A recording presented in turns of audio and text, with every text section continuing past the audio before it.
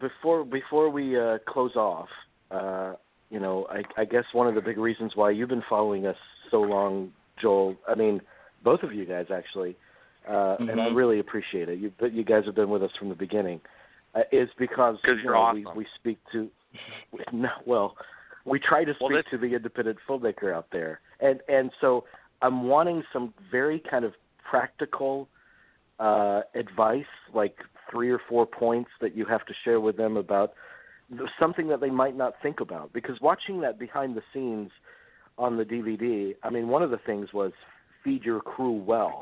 I mean, one of the cast members even said, "Man, we eat like kings," and that's important. I mean, it might feel superficial, but it's crucial. Right. Well, let me just say before I say any of that, this is the interview I was looking forward to. I made Beautiful Person just so Jamie can interview. That's it. That's the only reason.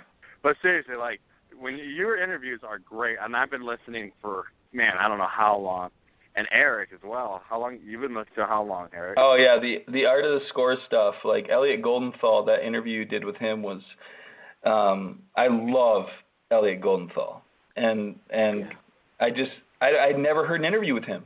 You know, it was just like John Debney and like all these guys you're getting. I'm just like, you know.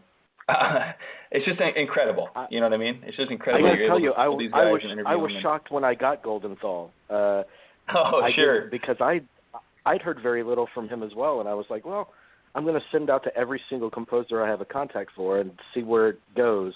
And so when he said yes, I was like, really? He said yes? I had no idea. That's amazing. I mean, the Frida soundtrack for me is one of my favorites of all time. It literally, I can listen to that and meditate and cry at the same time. It's just absolutely incredible. I mean, there's something about that guy. He's got a pulse. That's what's so great about those composers, and like that's why I love film composing so much. And when you guys do those like really geeky, nerdy things where you like play the score and the guys like buzz in and say who it is and what the movie is, I'm just like, oh my gosh, these guys are on another level of nerd. You make me feel like sometimes like I've never even like you guys make me feel sometimes like I've never seen a movie, you know, which is crazy. And that's like, thank you, man. Thank you. Yeah, no, it's awesome. And so we say all that to bring up. I wanted to bring up the point, like. One thing that they need to think about is find the backlog of Movie Geeks United, and I'm not kidding you, because there's so much information there, so many independent filmmakers, their struggles, so much stuff you can learn by just listening to the backlog of this show. Like, I remember when I was filming my first movie, I was just like, oh my gosh, I'm so burnt out. I would listen to your show, and it would just get me going. I'm like, all right, let's do this, you know, and so you're gonna make me cry, man. I mean, I'm serious. No, but you don't understand.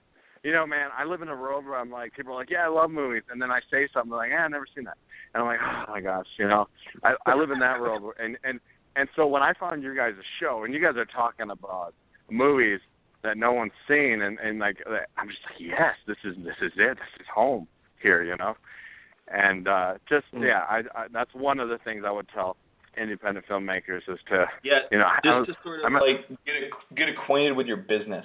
Like that's why like when I heard the first podcast from you guys, I was like, these guys know the business. And I think whatever it is, if you're an accountant or you're a lawyer or whatever it is that you choose to do in your life, you need to know the history of your business and the people that came before you.